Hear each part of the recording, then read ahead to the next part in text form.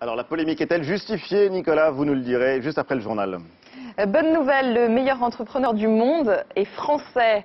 Mohamed Altrad, patron d'un groupe de BTP, a été désigné ce week-end entrepreneur de l'année 2015 par un cabinet de conseil. Une consécration pour cet homme au parcours incroyable, né il y a 60 ans dans le désert syrien. Juliette Vallon, Maël Agostini. Sous les applaudissements, Mohamed Altrad monte sur scène, un drapeau dans chaque main. C'est la première fois qu'un Français reçoit cette distinction. Ce prix récompense un homme d'affaires émérite, mais aussi un parcours atypique. Né dans une tribu nomade syrienne, il y a environ 60 ans, Mohamed Altrad n'a jamais été inscrit à l'état civil, il ne connaît donc pas son âge.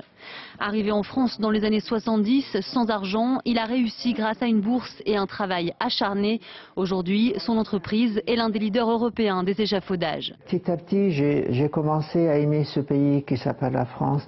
J'ai commencé à aimer sa culture, sa littérature, son histoire.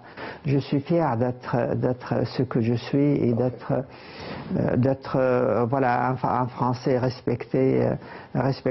Le milliardaire a fait son entrée dans le classement Forbes en 2014.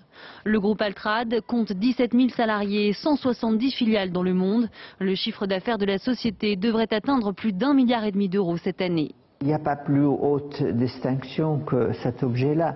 Donc en tant que tel, on peut dire que c'est un accomplissement. Je suis le Français qui a été élu parmi 66 millions de Français pour porter ce trophée. Donc j'en suis fier.